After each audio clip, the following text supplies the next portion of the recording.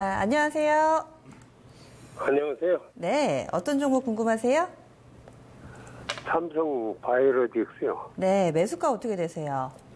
40만 원에 20%. 40만 원이면은 한 적어도 2달을 보유를 하셨을 텐데 얼마나 되셨어요? 뭐 그전에 산 것도 있고 그래요. 답답하시겠어요. 요즘에 네. 주가 흐름이 너무 안 좋아서. 어떻게 하고 싶으세요? 어떤 점이 가장 고민되세요? 글쎄 이거 지금이라도 손절을 해야 되는 건지 네. 몰타기를 해야 되는 건지 몰라서요. 뭐 기간이나 자금적인 부분은 여유가 있으세요? 괜찮으세요? 예. 알겠습니다. 저희가 가능성을 좀 다방면으로 열어두고 대응책을 좀 마련해 드릴게요. 끊지 마세요. 네. 네. 제약바이오 특히나 이 종목 같은 경우는 악재가 연일 끊이지 않아서요. 올 한 해 좀 소외받았습니다. 매수가 대비로는 시청자님이 한 20%가량 손실 보고 있는 구간인데요. 김봉만 전문가님, 이분은 어떻게 대응해야 좋을까요? 지금 삼성바이오로직스 같은 경우는 지금 한간에 나오는 얘기는 다들 아실 거고요. 근데 사실 작년에 급락이 나왔을 때 금감원에서 11월 달에 이제 거래 제기하면서 사실 이제 검찰 조사 부분이 남았다라고 이제 그 당시에 얘기를 했습니다. 그러니까 지금 최근에 검찰에서 압수수색하고 하는 것이 새로운 악재가 아니고 작년에 거래 제기하면서 그 부분에 대해서 이미 얘기를 했어요.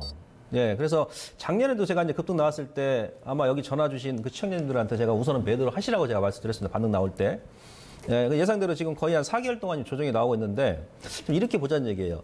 지금 삼성 바이오로직스 같은 경우는 현재 시가총액이 그러니까 우리나라 지금 바이오 시밀러 쪽에서는 셀트리온이 대장 아니겠습니까? 그럼 셀트리온 같은 경우는 현재 주가 빠져가지고 오늘 시총이 26조예요. 그럼 셀트리온 헬스케어는 한 10조 원 되고 36조. 셀트리온 제약이 한 2조 원 되죠. 그럼 38조 정도 됩니다. 삼성 바이오로직스 같은 경우는 현재 시총이 지금 한 22조 되죠.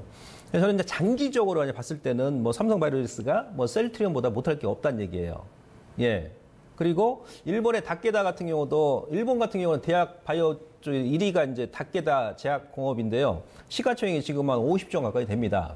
예. 그러니까 현재 셀트리온 그룹주가 일본의 다케다 제약 1위 기업인 그 시총과 거의 동일하고 삼성 바이오로직스 같은 경우는 지금 22조면은 저는 이 기업의 성장성을 본다라면은 이제는 우리가 조금 이제 좀 관심 있게 봐도 되지 않겠느냐라는 관점입니다. 그리고 이 바이오 시밀러가 물론 이제 경쟁 기업들이 많이 나옵니다. 왜냐하면 오리지널 신약 같은 경우는 보통 이제 아까 코롱 TCG 같은 경우는 신약이 개발하기까지 20년 걸리는데 바이오 시밀러 같은 경우는 보통 3년에서 5년이면은 어느 정도 이제 기술력 있는 기업들은 신약을 이제 개발합니다. 바이오 시밀러 신약을.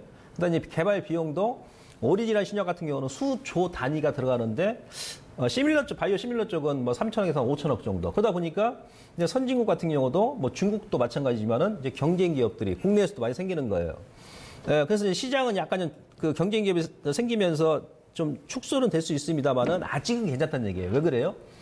내년 되게 되면 이제 글로벌 다국 지역 기업들의 신약 특허권이 만료가 이제 쏟아집니다. 내년하고 내후년에. 그리고 지금 우리나라 글로벌 기업인 셀트리온, 바이오 시밀러 삼성 바이오로직스 같은 경우는 추가적으로 먼저 그 시장을 또 선도할 수 있겠죠. 오리지널 신약 특허권이 만료가 돼야 이제 그 제품을 또 이제 생산할 수 있으니까요. 예, 그런 관점이다 그러면은 이제 길게 봐서는 다시 한번 또 올라갈 수 있는 그런 관점이다 보시면 되고요.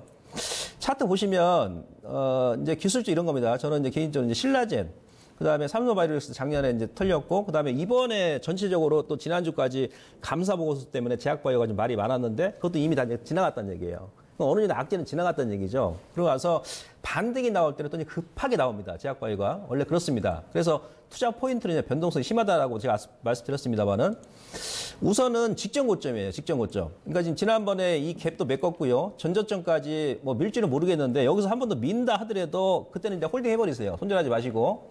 예, 만약 직전 저점, 28만 1,000원이 지난번에 거래 제기했을 때 그 가격대인데 여기서 일단 손바뀜이 나왔습니다. 그러니까 이 당시에 손절할 사람은 손절했고 그다음에 새롭게 매수할 사람들은 매수하고 지금 보유하고 있다는 얘기죠. 그죠? 예, 그네들이 아직 안 나갔다는 얘기예요.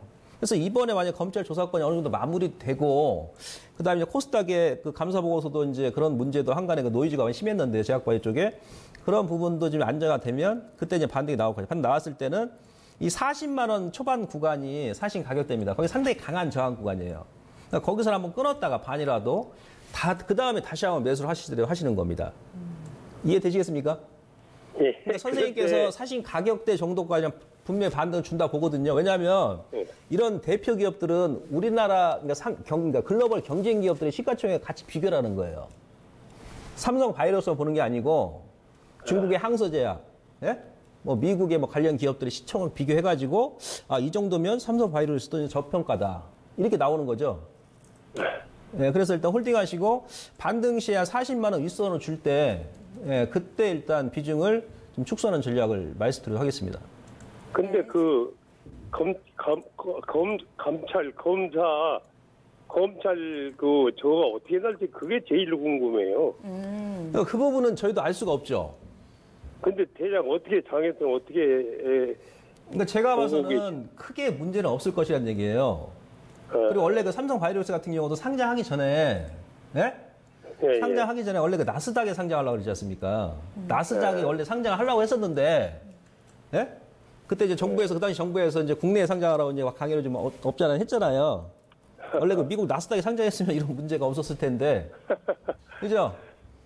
예. 그 검찰 부분은 제가 거기 안 가봐서 모르겠습니다. 그 부분은. 네. 예. 그건 크게 걱정 안 해도 작년에 되겠네요. 원래 그 10월 11월 달에 얘기가 나왔던 부분이니까 예. 새로운 악재는 아니란 얘기예요. 예. 네, 시청자님 너무 우려하지는 않으셔도 될 것 같습니다. 일단은 원금 수준 정도는 회복될 거라는 의견이니까요. 참고하셔서 예. 대응해 보세요. 네, 감사합니다. 네, 삼성 바이오로직스였습니다.